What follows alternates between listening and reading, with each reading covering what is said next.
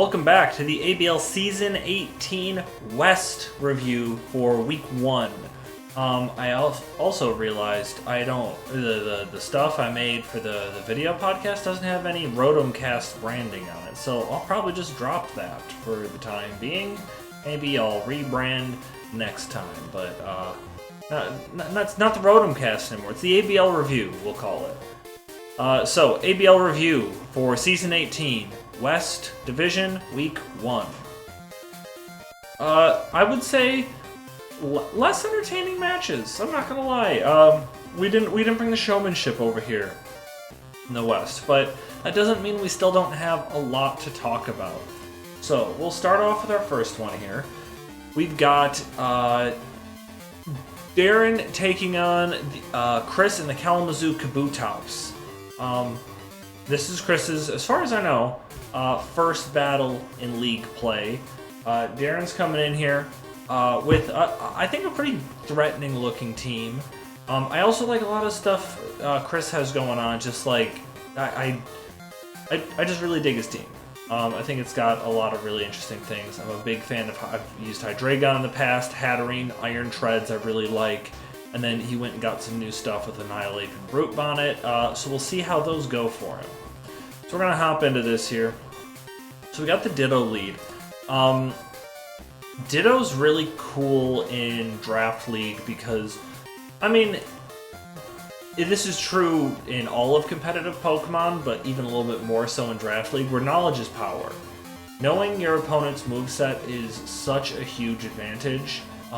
So bringing Ditto and you're just able to know, okay, these are the 4 moves they have, I can work with that. Pretty big deal.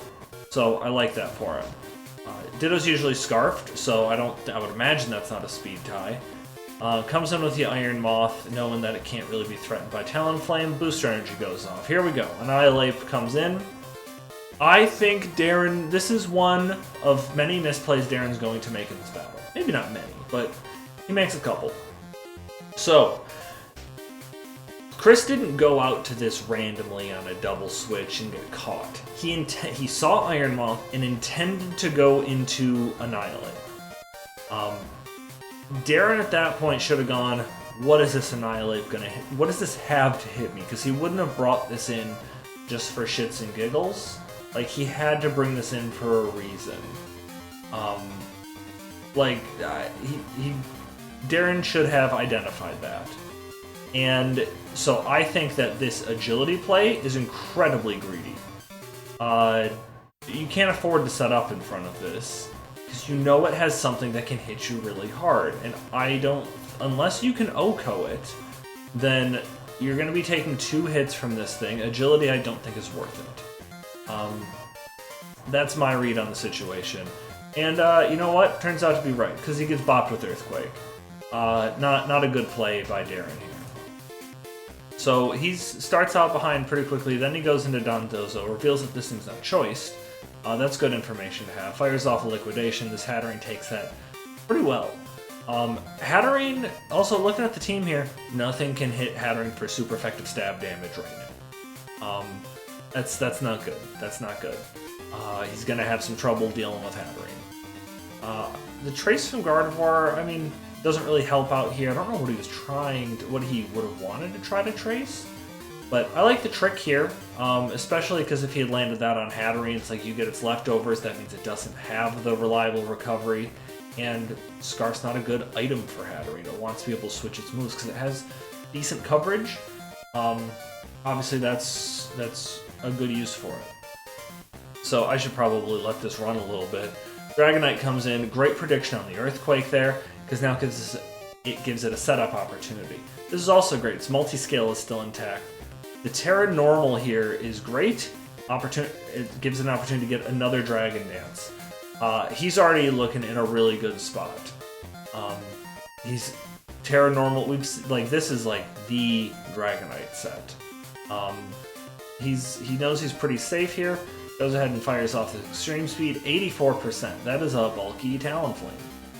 Hydreigon comes back in. Yeah, like, at this point, he's... Right here, I'm like, oh, he's done it. Dragonite's going to get 6 KOs in Week 1. Well done, Darren. But As happens so many times, disaster strikes. Fire Punch does 50%, it's pretty good, but Ice Punch does a little bit better and gets the freeze on Dragonite. That's really bad. I heard somebody say, like, oh, he just stayed in for that many turns with Dragonite. I think he was right to do this. First of all, how come Fire Punch doesn't thaw you? That's absolute bullshit. Game Freak fixed that. Also, sure, you can go into Dondozo, but Dragonite's still useless in the back. I think he had how many opportunities? 1, 2, 3. 3 opportunities to thaw out. 1 out of 10, 3 times. I can't run the numbers very fast. Let me see if I can do it. Oh, ignore the calculator. I'm doing this off the top of my head. 9 times 9 times 9 equals over... is just over 30. That's not how we do this. It's the odds of him, you know, he increased his odds of waking up. If he had been able to hit, if he had been able to wake up, or not wake up, thaw on one of those fire punches, he can still win from this spot. So I am all for that option to try to stay in there. Switching wouldn't have helped him, I don't think. Ditto comes in. He must have, like, obviously there's nothing to hit this Annihilate with, but that's still more information that he gathered. Darren's in a bad spot here. I do think that Chris is being pretty passive, just doing a lot of switching. Like, I like playing the Volt Turn game, try to give yourself good matchups, but you can see later it'll come back to kind of bite him a little bit. And then Darren's just going to go for broke, just try to get as much damage off on this Hatterene as he can. And he gets helped out with a crit here, and that really gives him an opportunity to win this battle right now. Okay, Great Tusk comes in. There. Also activates the booster energy, Protosynthesis. There's the attack boost, now you can see it. So, I've run the calcs. Even if this is max defense Hatterene, which I don't really think it was, if this is max defense Hatterene, Great Tusk's Rapid Spin has a pretty good chance to KO this with the booster energy. If he does that, he can't OHKO Annihilate, but Annihilate, unless it freezes another Pokemon, then it can't OHKO back. This Great Tusk can kill the Annihilate. It would be faster than Talonflame, and he's got a move to hit it. He could even Rapid Spin on that again. Can KO the Brute Bonnet with Close Combat, and same thing, the Iron Treads can't kill him. Worst case scenario, I think, for him, is he gets the Rapid Spin KO. He gets the Rapid Spin KO. The Annihilate comes in. He has to do 2 Headlong Rushes, and then to KO that, and then he's -2 defense, he's a little bit weakened from the Ice Punch, and then Iron Treads comes in and can pick him off with an Earthquake of his own. If that happens, it's not the end of the world, because I do think that you're probably in a position at that point to win with the Dondozo and the Gardevoir remaining in the back. But that's the worst case scenario. Best case scenario, Chris doesn't totally know what he's doing, and then he goes into the Talonflame and gets Rapid Spin KO'd, and now this Great Tusk is faster and can kill the Iron Treads too. Darren had a win con here. Knockoff, not the play. Knockoff's a bad play. That had to be kind of skittishness, like, oh, I don't want to Rapid Spin to the Annihilate, I'll look silly. Sometimes your only win con is to do something that might seem a little silly, like a risky play. At this point, he's down. I mean, he was down 3-5. And I think I laid out what I think was probably his only win con at that point. His only reasonable win con. Because he develops another one here in a minute. He passes this up. He passes up this potential KO. I talked to him afterwards that he also said that he had a win con with Gardevoir that I don't remember what it was, but we can talk about it later. Because he didn't close combat it because he forgot that it's not a Moongus and that it wasn't super effective. You know, you gotta check the calcs. If you're not sure, also early in the generation, it's probably helpful to do it anyways, just to get to know these new Pokemon. Goes for the knockoff there. Knocks off a loaded dice. How many hits does he get without a loaded dice? See, only 3, so helped him a little bit. And then he switches again for, like, as far as I can tell, no good reason. But you know what? The funny thing is, he's past that. Yeah, he was down 1-4, gets this KO here, and then Chris is just being very safe and just U-turning over and over and over again, which actually allows Darren to get back into this battle and only lose 1-0. Like, the fact that it was this close is super wild to me. He did go for the... Okay, also, I skipped past it, I'm sorry. He did... The Talonflame U-turn here, if... Like, that was a really good play, because if he was able to live whatever this hit is, and Annihilate didn't come in, and he gets that rapid spin off, then he's actually faster than the Talonflame and can win from there. So he did end up going for the right play, just too late. Overall, Darren played badly. Chris didn't play great, but he played well enough. Like, the U-turning at the end, you need to be a little bit more aggressive in the late game. People, like, we have a battle later where someone's not aggressive in the late game when they're in a good position and it costs them. So you need to close out games, you need to learn what your win condition is and how to close games. But Chris, with a really big win over somebody who was rated pretty highly. Darren was kind of a disappointing loss, but I'm sure he'll bounce back. Oh, by the way, this is done in NatDex AG. We don't want to be doing games in NatDex AG. Looked into it again. It looks like we can battle in Ubers with no problem. So Gen 9 Ubers is probably where the battle should happen. I'm sorry I'm making that announcement here because of those people from the East who don't want to hear about the West games. That could be a problem. But at least we'll be doing things right in the West. Moving on, we've got my game taking on Drew. This is Drew's, well, I was going to say, it's the first battle he's had with a team that he got to draft. He has twice inherited teams from losing coaches, and he's like the ultimate interim GM. This is the first time he's gotten to draft his own team. It's his first battle with a team that he built from the ground up. I'll probably be a little bit more verbose about this game just because it is my game, so I can give a lot more of my thought processes. I'm very scared of the King Gambit and the Gengar here. Really bad matchups for my team. I don't have good ways to deal with King Gambit. But the good news is he doesn't have an electric immunity on his entire team. So really what I should have done is just let off the Sandy Shocks and threatened a lot of this team because I'm faster than everything sans the Gengar. And that's what I should have done. But I was like, no, I don't like this hazard game that this Fortress is going to play. So I lead off with a Flareon. And I get that play right, and I get rewarded with this quick Lava Plume burn on this Paldean Tauros. I'm going to speed this up a little bit. Screamtail comes in, blocks this liquidation. From that damage, even with the burn, I can tell that this thing's banded, so that's a great spot for me. I can get up a Wish, very safely go into my full Fizz Def Hariyama. So that's cool. This is an interesting play because he shouldn't stay in. He knows that I'm at full health, even if I was offensive, he can't KO me. Unless he's got Psycho Cut, which, seeing Stealth Rock, I'd be surprised if he was carrying Psycho Cut too. Even Psycho Cut, I think I would live unless I'm fully offensive. But so here, I'm going to talk about something. We talk about 50-50s a lot. I feel like I do. Anyways, right here, the play on the field is Hariyama's going to go for a fighting move. That's the play that looks like it's going to happen. So the standard answer to that, the standard prediction to make, would be to go into Gengar. And then, so now it's just like, okay, is he going to go into Gengar or is he going to stay in with King Gambit?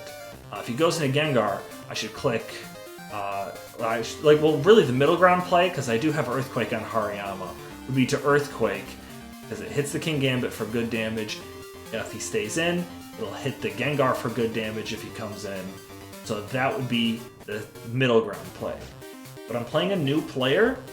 I feel like so some people would describe a 50-50 as dark move knockoff or fighting move on this turn. But against a new player, there's so many more options. I don't know. I still haven't really figured out Drew's like skill level yet, because I really feel like he's just running out the clock in those other games. I feel like it's not fair to judge his skill based on a team that he just inherited, that he didn't draft, and doesn't necessarily know what the intention behind it is. So I'm treating him like a new player. At that point, he could go into anything. He could be like, I'm not going to take a lot of damage on my Iron Hands, Appleton, Fortress, or Paldean Tauros from anything that this goes for, so I should go into those. So I go for knockoff, just because like I can get rid of an item. And I catch the Gengar, get the crit. The crit wouldn't have KO'd, but I also had Bullet Punch, so I could have followed up. But the thing that this does do is it allows him not to know what my set is. He doesn't know my investment. He can't figure that out. And also, Gengar's off the field, so that's nice. Iron Hands comes in. Screamtail's definitely the switch for this. He gets the burn, which is actually good for my Screamtail based on how things go later. I'm gonna get up a Wish. Do I protect here or something? Oh yeah, I do. But this fucking Fortress becomes the bane of my existence, because he really wants these Toxic Spikes up. He really, really does. And honestly, I've had enough of this. I don't want this. I don't like it. Close Combat comes out. That was a bad play by me. I don't like what I did there. That's why I go into the Appleton here. Don't want to risk any crazy rolls. Gonna get up a Wish. And the thing is, the Appleton being in gives me a great opportunity to Wish Pass back to my Scizor. Because this Appleton can't really hurt me. He did the best thing he could to bother my Scizor. But now, Hazards are gone. Rocks are gone, which is a big one, and those Toxic Spikes, which, to be honest, I didn't need to worry as much about them as I did. Now begins a very long and arduous process of me like wish passing, trying to keep things healthy, and trying to keep things off the field. So I am going to go to Hyper Fast for the time being. Oh, I guess I should talk about that turn. Turn 20. I kind of got in Scizor by accident. I didn't mean for it to. I didn't really plan for it to be in versus the King Gambit. And I had Close Combat, so I took the KO. This is. I talked to Drew about this. He didn't know that I had fighting coverage on Scizor. That's something you need to be aware of. If you're not sure, like, hey, does this Pokemon get this move? Have 6 tabs open with all of your opponent's Pokemon in them. And just, for the Smogon Dex page, and just Control F. Just Control F fighting, and you can see all the fighting moves it gets. I really think that's a good thing to do for situations like this. Because now his offensive, like, all of his offensive Pokemon are down. Well, I guess he's still got the Iron Hands, but Iron Hands doesn't really have a good matchup. This thing's burned, defensive, and defensive. So he's in a bad spot, and he doesn't really have any ways to break my defensive Pokemon in Flareon and Screamtail. So that's not great for him. Because you see Screamtail come in, the Volt Switch is good. If he was playing it at the time, I was concerned he might be Choice Scarfed on this, and I couldn't really figure it out. So I played it like that. I didn't realize until probably like turn 30 that I had a 6-0 going. I was just playing really defensively because I knew at this point, well, I needed...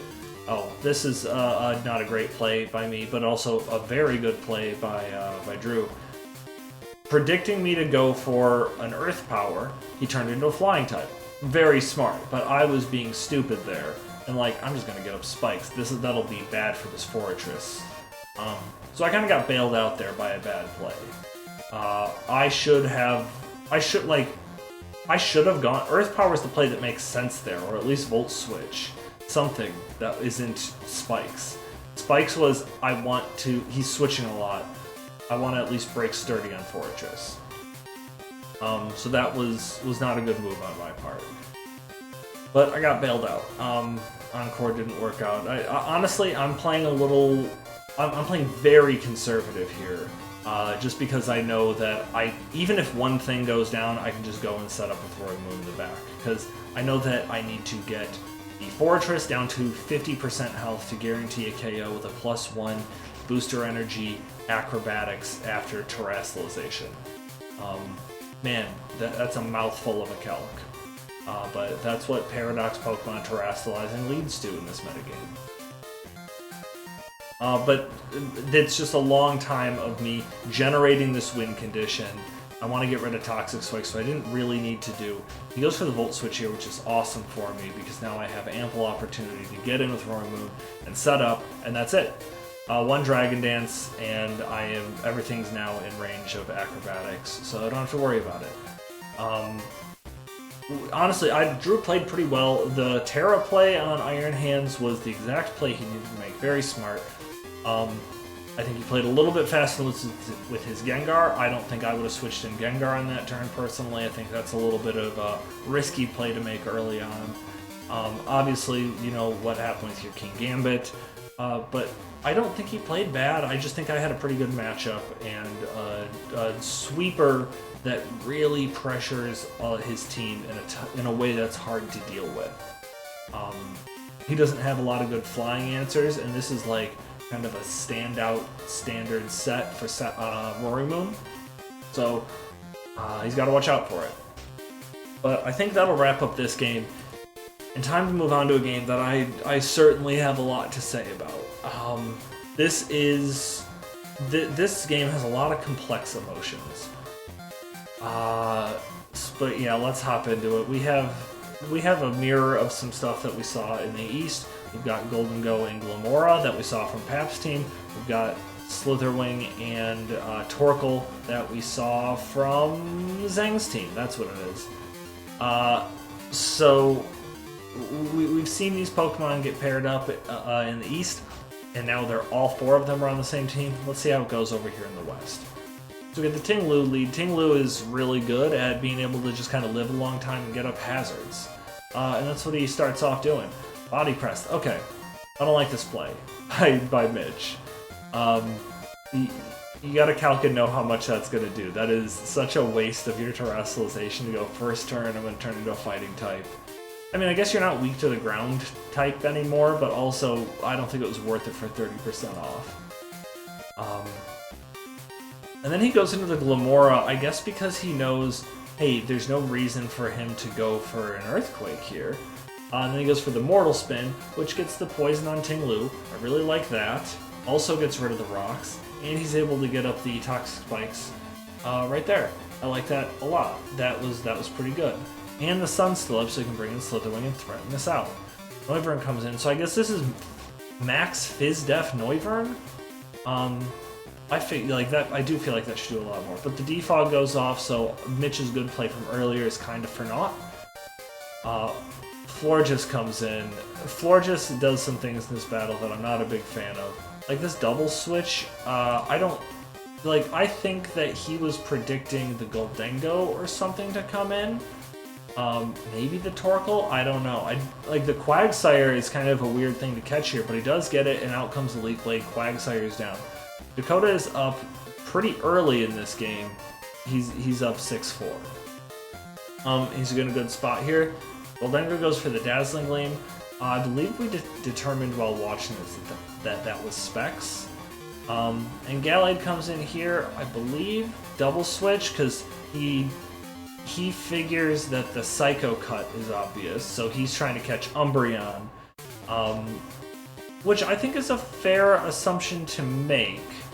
But also I just feel like you can play around that. The double, you know what, Florges being burned, not the end of the world.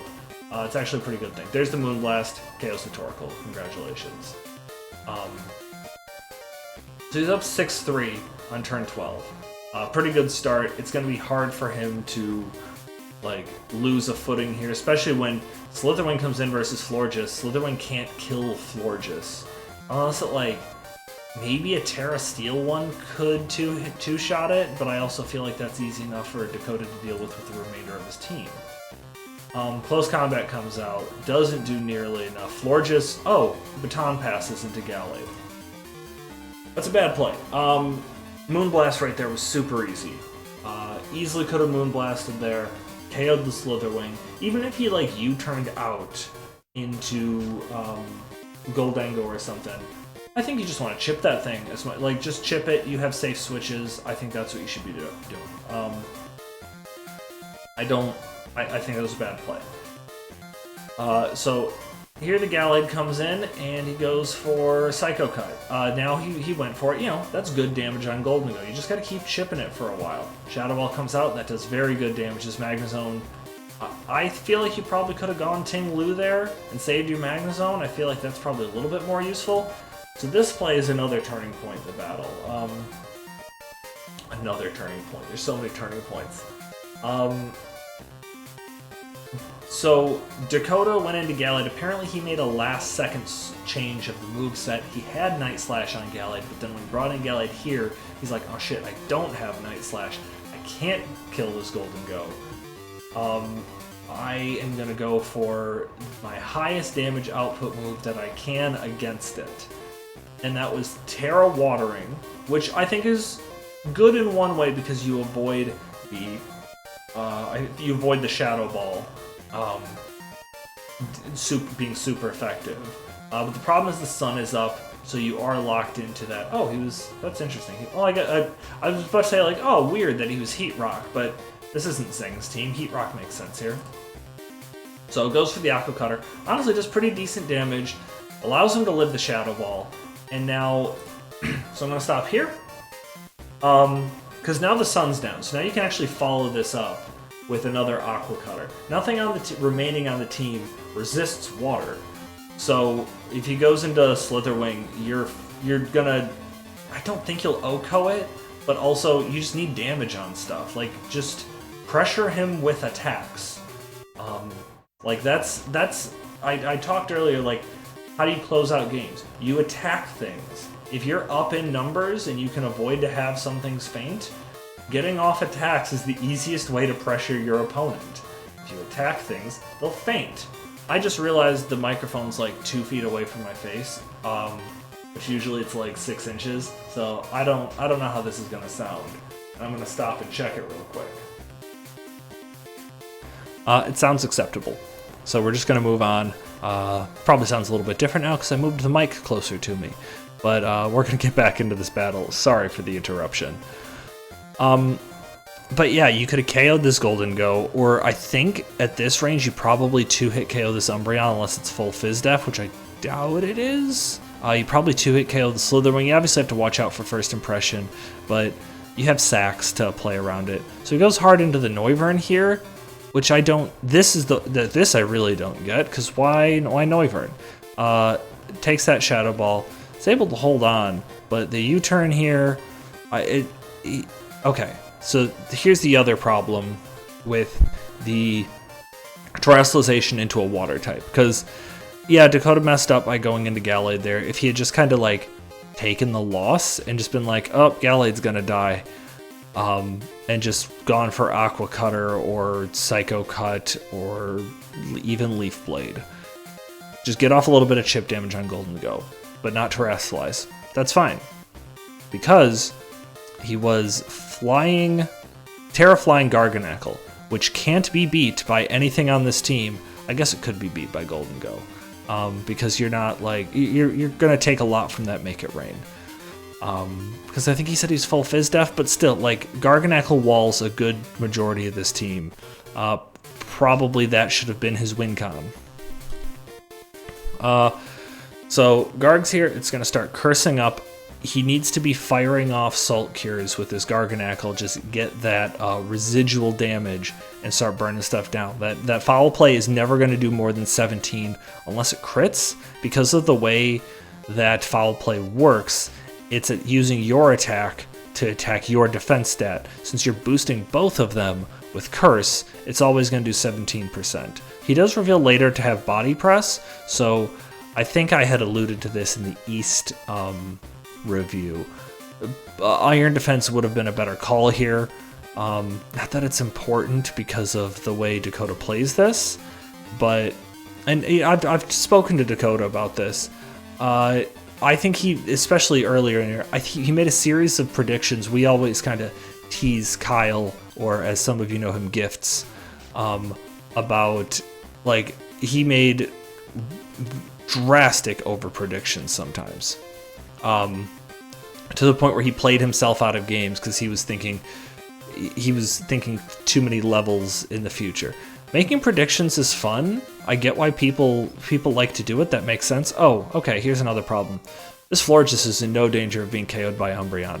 Just, like I said, pressure your opponent by throwing off attacks. You need to attack to kill things. That's just the way it goes. 99% of battles are won by attacking. There's a couple battles where just you throw off a toxic or get up toxic spikes and you can stall something out. But the vast majority of the time, almost 100% of the time, you have to attack your opponent to win. So that's what he should be doing. He should throw off a Moonblast here. This Baton Pass into Ting-Lu, absolute waste of time. This Ting-Lu isn't doing anything in this battle. It can't beat this Umbreon. It could maybe beat the Golden Go, but the Golden Go's not going to come in against it. So what are we doing? Getting up the spikes. You can't KO the Golden Go purely on spikes. It makes it harder for him to switch around because he can't clear these, but the passing the wish wasn't necessary for that. You're better off having just attacked things. I don't like this. Gallade comes in, and then we get a big over prediction here. He obviously predicted him to go into the Umbreon. This is risky for two reasons. There's three things left on the field. There's three things left on Mitch's side of the field. There is the Slitherwing, which you can't KO with a Sacred Sword. The Goldengo, which takes 0 damage from a Sacred Sword. And the Umbreon, which you probably OHKO with a Sacred Sword. You attacked one thing that was probably not super likely to come in. You could have probably taken a KO here, even if you had gone for Aqua Cutter. Like, it's weird that he Terra'd Water and then, like, stopped clicking water moves after that one, because Aqua Cutter to a minus defense Slitherwing, it might do it. Maybe we'll pull up a calc, but also, I should probably keep moving, especially because I had that weird cut in the middle to make room for a mic check. And now Gallade's down, and now your biggest revenge killer's gone, and Garganacl, already at this point, Goldengo's won. The battle's over because Goldengo can't... There's one chance that Dakota has left, and it involves throwing off Salt Cures. Now right here, a Wish is in the air. This Umbreon doesn't need to catch a Wish. The Slitherwing can't beat this Garganacl. The only thing that can beat this Garganacl is this Goldengo, which is going to come in, and it's going to take, I think, 16 or 18% from spikes. I'm going to say 18. So that means it's going to come in and immediately be at 20%. It's a steel type. That means Salt Cure does 25% to it in addition to any damage that it does, which will do, like, 5% damage if it gets hit with a Salt Cure from a +2 attack Garganacl. So if Dakota just clicks Salt Cure endlessly, I don't think this Umbreon can pass a Wish to it. Maybe I'm wrong about the mechanics of when Salt Cure goes versus when a Wish comes down, but that's what he should be doing. He should be firing off Salt Cure so this Goldengo cannot come in. And he goes, and the Body Press comes out, and he went for Body Press. Goldengo's back up to full HP, which it didn't even need to, because Make It Rain clean KOs this Garganacl, and then clean KOs the Florges. Mitch played a little erratically in the end game here. He kind of made some crazy switches all over the place, but what he was doing, he was doing what you're supposed to do when you're down 6-3 early in the game. He was playing in a way that's just like, okay, if Dakota makes a bad play, I can capitalize with this probably bad play. And he went for it and he got it. I've talked about it in the past where sometimes people make a play that looks like a really bad play, and it makes them lose faster than they would have otherwise. Usually it makes them look silly because it's just like, oh, they're losing so quickly. But if it pays off like it did for Mitch here, he comes out with a win. And now it's time for our Marquee Match of the Week. Marquee Match of the Week. Now we have a theme. So our Marquee Match of the Week here, we've got Mike and the Washington Commanders taking on the only person to three-peat in the ABL, Zach and the New York Aquajets. So the Aquajets coming off of their fourth, I want to say at least fourth, could have been fifth consecutive finals appearances. So going into this match, And also, Mike had... This is Mike's sophomore season, so let's see what he learned. It's interesting because he's got 3 fire types on this team. I do think that ends up being to his detriment, and we'll see why here. So let's get into the battle. We've got Rotom Wash lead against Dragapult. Crit's nice to have there. This Quagsire, obviously a big wall to Rotom. But Zach's bringing kind of an unconventional set here. We'll see it in a second. That is, that's super helpful to him. I had planned with Mike a little bit before this match, and he was kind of waffling between Water Absorb on Clodsire and Unaware. Water Absorb absolutely shuts down Rotom Wash. Sure, there's the burn damage, but with Leftovers or Taco Knight. Okay. Black Sludge or Leftovers, whatever he ended up going with. It ends up canceling out the burn. Toxic, it's one of the few Pokemon, I think the only Pokemon in this matchup that even gets Toxic. And it can wear down the Rotom Wash. You see it gets this Toxic on the Donphan. Pretty important, I think. But the combination of Corviknight and Clodsire is, honestly, I think pretty tough to deal with. And we'll see how that goes from here. Get the Brave Bird damage. I'm going to speed this up just a little bit. Houndoom comes in, gets the Flash Fire boost. I probably, yeah, he fires off a fire move here. I like that. I think that's a good idea. Because, you're Flash Fire boosted, you're going to do pretty significant damage. Let's see how he follows up here. I don't remember. He switches out. This, I think, pays off for him later, but maybe in the interim, probably a bad idea. Because a Dark Pulse is going to do pretty good damage here. It might even get it, especially with a flinch, it'll get it in range of a KO with that Toxic. We see this Rest come out from Rotom. That really means this Clodsire can't beat it 1v1. Now, Rest and Hydro Pump having kind of low HP maybe puts him in a decent spot. I don't know, because for the next... let's find out how many turns. Oh, it doesn't happen now.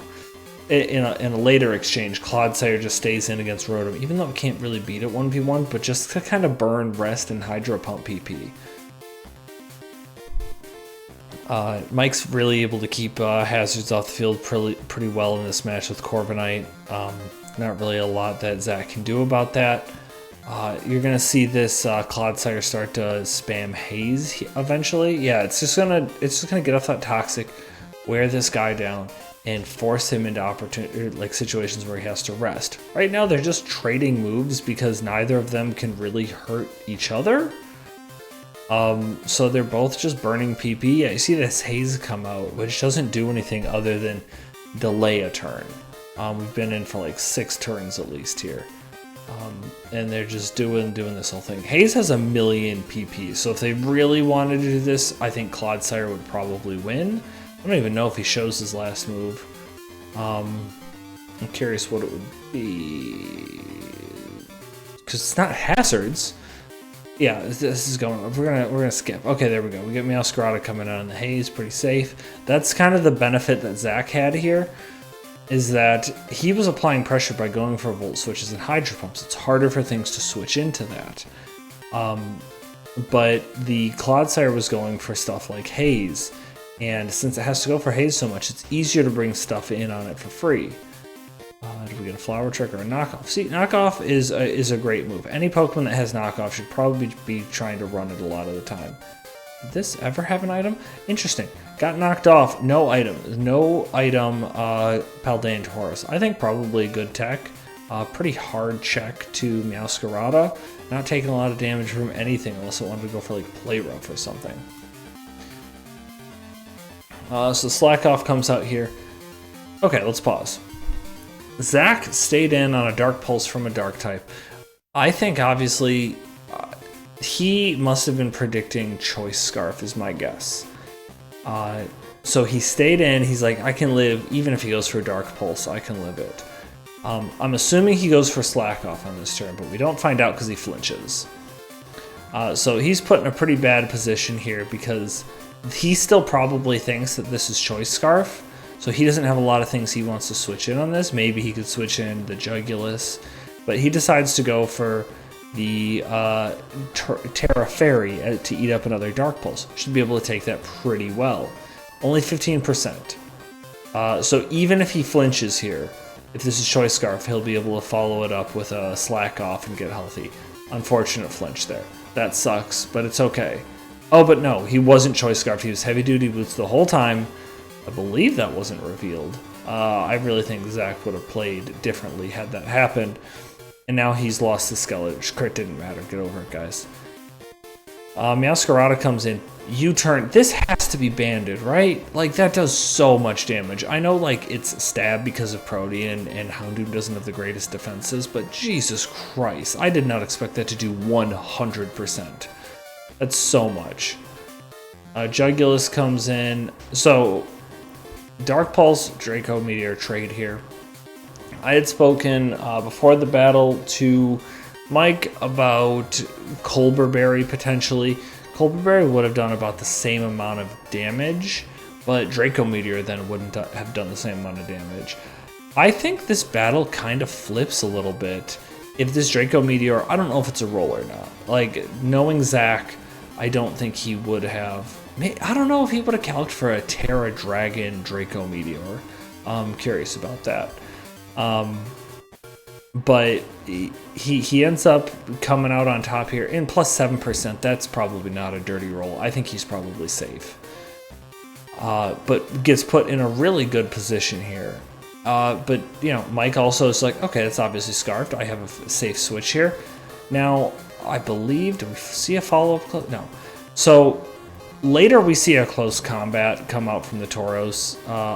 I feel like he should have stayed in and probably... Oh, I guess he was going to wake up anyways. You got a safe switch. Never mind. I was going to say he should close combat because we see how much close combat does later, and it's a significant amount.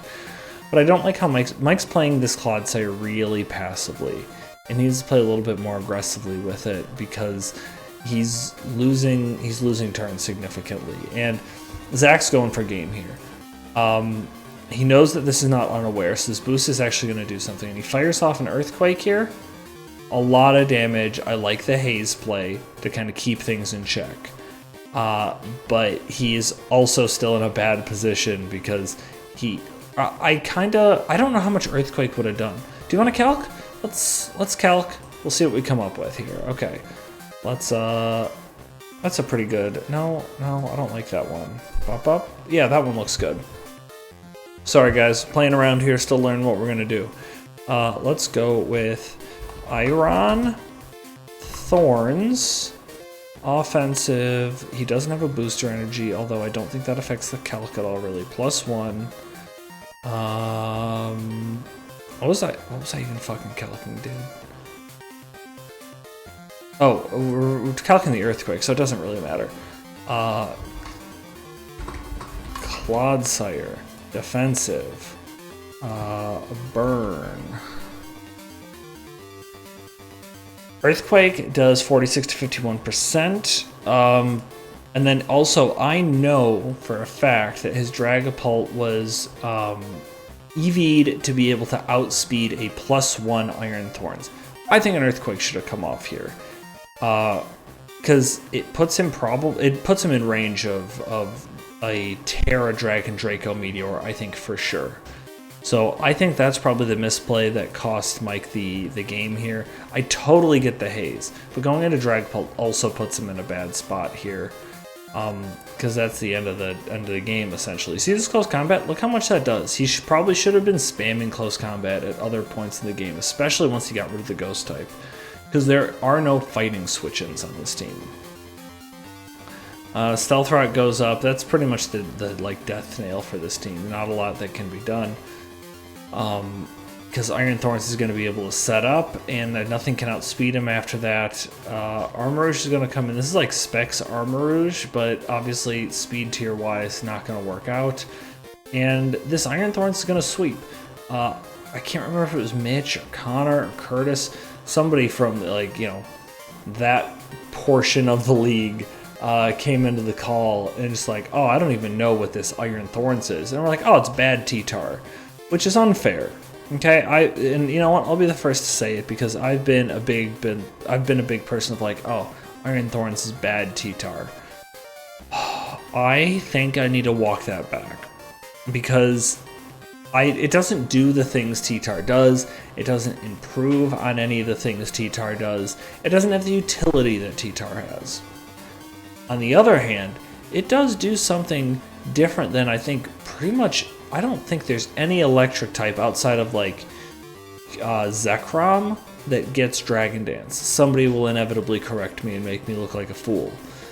But this variety of coverage, Edgequake plus Wild Charge, is really hard to deal with. And I believe it also even gets like Ice Punch because the Edgequake resists that spring to my mind are Magneton Magnezone, hit by Earthquake, and Torterra, Chesnaught, things with those types. And it has Ice Punch to be able to hit those things. I think that Iron Thorns has more of a niche than I thought. So I'm going to give that a lot of credit. Plus, I've seen some Terra Bug Iron Thorns with Pin Missile and Loaded Die. I think it's a really interesting set. I'm going to be interested to see what Zach does with this season.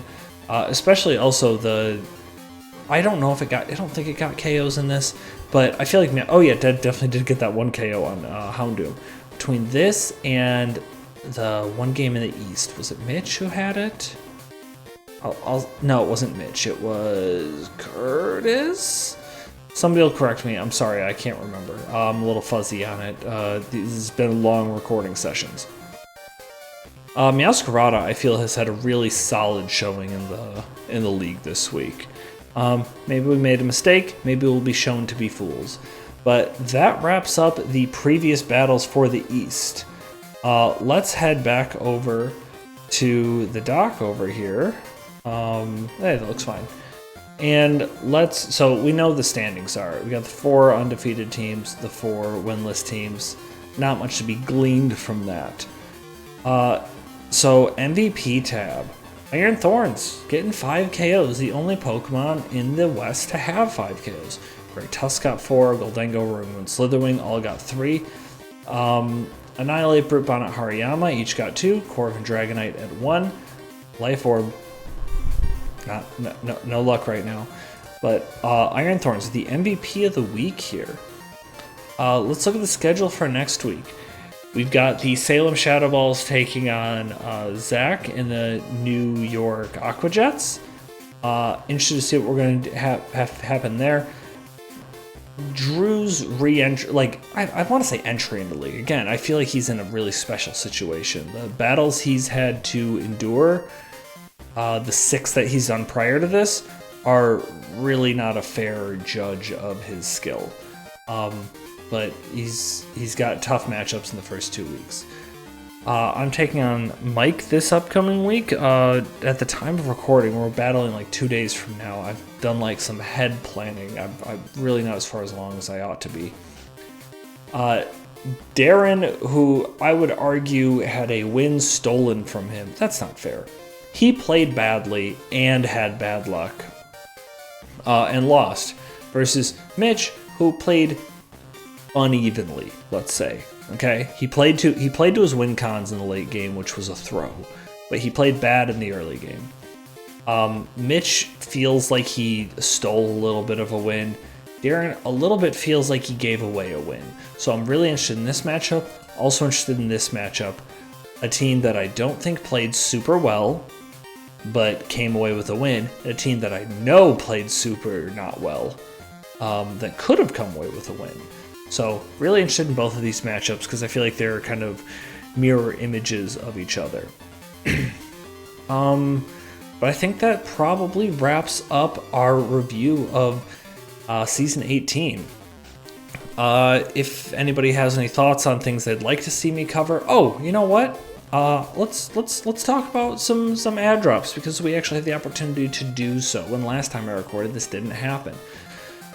Washington made some changes. They dropped Tauros Fire, picked up Low Kicks, which was recently dropped from the Detroit Dragapulse just last week. there's a surplus of fire types on this team, so I absolutely get it, because that's also why we saw Houndoom get dropped for standard Paldean Tauros. I've really looked into what Paldean Tauros does in the lower tiers on, like, in Smogon metagames, and it does seem to be like a weird hybrid where it's kind of defensive, kind of offensive, so I'm curious to see how it's going to come through in this game. And dropping Wugtrio for Cryogonal, only the second ice type in this entire division. Gives him a rapid spinner that he didn't have before. He lost a water type. I don't think he has a water type on this. Oh, never mind. He's got Tatsugiri. Who am I kidding? A physical water type. I don't think that matters too much. It's a kind of a big speed tier drop off, because I want to say Wugtrio's like 120 and Cryogonal's 105. So maybe he might miss that a little bit, but he made up for it with pretty decent priority and a little bump in speed to Paldeos. Or Paldeos. Tauros Paldean. Also, maybe we should change it, because apparently it's Tauros Combat, and then there's also Tauros Aqua and Tauros Blaze, ABC. Tauros A, Tauros B, Tauros C. Maybe something we should investigate. But those are the ad drops. That's all we have for this week. Thank you all for listening so much. Your support on this is noted. I still don't quite understand why you guys are willing to listen to me do all this, but I do thank you, because here's the thing. I would be talking about this to myself anyway, so thank you for listening. And we'll see you next week.